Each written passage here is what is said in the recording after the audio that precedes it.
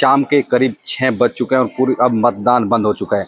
तमाम जो, क्योंकि 6 बजे मतदान का टाइम था, तमाम जो मतदाता थे वो अंदर आ चुके हैं। वही मतदाता वोट डाल पाएगा जो अंदर पहुंचा। अब उसके बाद किसी को अनुमति नहीं दी जाएगी। ऐसे में हरियाणा की 90 विधानसभा सीट के लिए जो मतदान शुरू हुआ था सुबह के समय, अब वो पूरा कर लिया गया है। अब जिस तरह से लगातार, क्योंकि पूरा दिन जो मतदान की प्रक्रिया चली है, अब शाम 5 बजे तक की बात करें तो शाम 5 बजे तक रेवाड़ी की बात करें तो 60.91% मतदान हुआ है। वहीं रेवाड़ी विधानसभा की बात करें तो 61.30, कोसली में 61.90 व बावल में 59.40% मतदान हुआ। ऐसे में समझा जा सकता है कि पिछले विधानसभा चुनाव की बात कर लें, 2019 विधानसभा चुनाव की बात करें तो करीब 67.43% मतदान हुआ था। लेकिन इस बार कहीं ना कहीं एक बड़ी चिंता का विषय है कि शायद पिछली बार से कम मतदान रहेगा। कहीं ना कहीं बेहद चिंता पैदा करने वाला। जब हम राव इंद्रजीत सिंह से बात करते हैं, उनका भी कहना था कि बाजरे की कटाई चल रही है, शायद जो लेबर है या फिर जो किसान है वो खेत में गए होंगे, बाद में मतदान के लिए पहुंचेंगे। लेकिन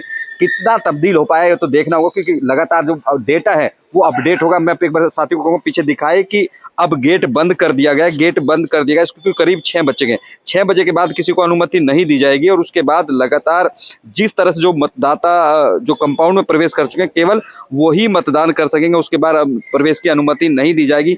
रेवाड़ी की बात करें तो रेवाड़ी में शाम 5 बजे तक, क्योंकि अभी 1 घंटे के बाद का डेटा अपडेट नहीं हुआ है, 61.30% मतदान हुआ। वहीं कोसली की बात करें 61.90 और बावल की बात करें 59.40% मतदान हुआ है। सबसे अहम बात यह रही कि रेवाड़ी की तीनों विधानसभा में किसी तरह की कोई जो छिटपुट घटना की बात सामने आती वो नहीं आई। 1-2 जगह बावल में मशीन खराब होने की बात जरूर सामने आई, 2 मशीन खराब हुई, लेकिन उसके बाद तमाम जो प्रक्रिया पूरी तरह से सुचारू रूप से चली। और आप मेरे पीछे देख सकते हैं किस तरह से जो तमाम यहाँ पे जो सुरक्षा कर्मी थे, बीएसएफ के जवान थे, जो अपनी रेवाड़ी की पुलिस थी, तमाम मुस्तैदी से यहाँ पर तैनात और कहीं ना कहीं पूरी तरह से अलर्ट है, ताकि जो शांतिपूर्ण पूरे दिन से जो मतदान चल रहा था उसको जो प्रक्रिया को पूरी तरह से कंप्लीट और शांतिपूर्वक कराया जा सके। सबसे बड़ा सवाल है कि जो प्रत्याशी थे 90 विधानसभा में जो तमाम प्रत्याशी थे उनका भाग्य बंद हो चुका है पूरी तरह से। ईवीएम में अब किसकी लॉटरी लगेगी, कौन जीत हासिल करेगा। रेवाड़ी की बात करते हैं, रेवाड़ी से कांग्रेस के नाम पर चिरंजीव राव यहाँ से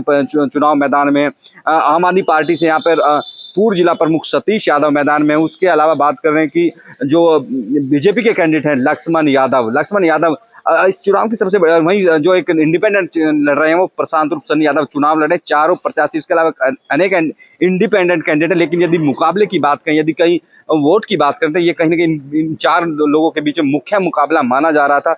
वहीं बावल की बात करें तो सीधा कांग्रेस और बीजेपी के बीच मुकाबला था। बीजेपी से जहां डॉक्टर कृष्ण कुमार थे, वहीं कांग्रेस से डॉक्टर ML रंगा चुनाव लड़ रहे हैं।